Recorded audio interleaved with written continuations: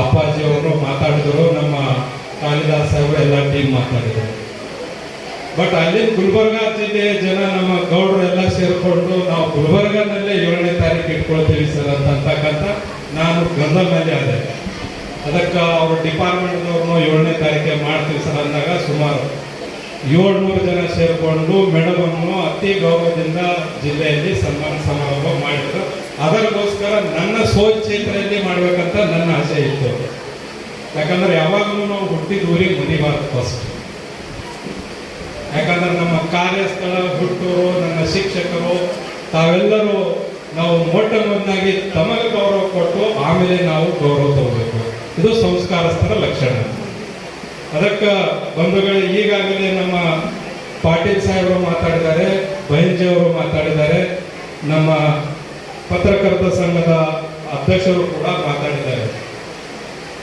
ಯಾಕಂದ್ರೆ ಪತ್ರಕರ್ತರಲ್ಲಿ ದೊಡ್ಡ ಜವಾಬ್ದಾರಿ ಇದೆ, ಅಷ್ಟೇ ರಿಸ್ಕ್ನೂ ಇದೆ. ರಿಸ್ಕ್ ಯಾರು ಹೇಳಂಗಿಲ್ಲ. ಅನೇಕ ಜನ ಪತ್ರಕರ್ತರ ಕೊಲೆಯಾಗಿದೆ. ಯಾಕಾಗಿದೆ? ಅದು ಸಾರ್ವಜನಿಕರ ವಿಷಯ ನೀವು ಮಂಡನೆ ಮಾಡಿದಾಗೆ ಆಗಿದೆ, ನಿಮಗೋಸ್ಕರ ಆಗಿಲ್ಲ. ಅದಕ್ಕೆ ಸರ್ಕಾರ ಎಷ್ಟರ ಮಟ್ಟಿಗೆ ತಮಗೆ ಸವಲತ್ತು ಕೊಡ್ತದ ನನಗೆ ಗೊತ್ತಿಲ್ಲ. ಸರ್ಕಾರ ನಿಮಗೋಸ್ಕರ ಅನೇಕ ಕಾನೂನು ತಿದ್ದುಪಡಿ ಮಾಡಬೇಕು. ಮಿನಿಮಮ್ ಗೌರವಧನ ಕೊಡಬೇಕು. ಮತ್ತೆ ತಮಗೆ ಸೆಕ್ಯೂರಿಟಿ ಬೇಕು.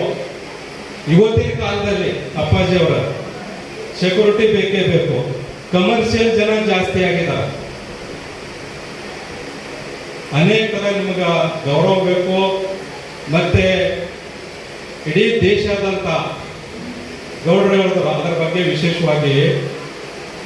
ಇವತ್ತು ಏನೇ ನಡೀಲಿ, ಡೆಲ್ಲಿಯಲ್ಲಿ, ಬೆಂಗಳೂರಿನಲ್ಲಿ, ಭಾರತೀಯಲ್ಲಿ ಏನೇ ನಡೀಲಿ, ಅದಕ್ಕೆ 4ನೇ ಕಣ್ಣು ನೀವಿದ್ರೆ ಬೇರೆ ಯಾವ ಕಣ್ಣಿಲ್ಲ.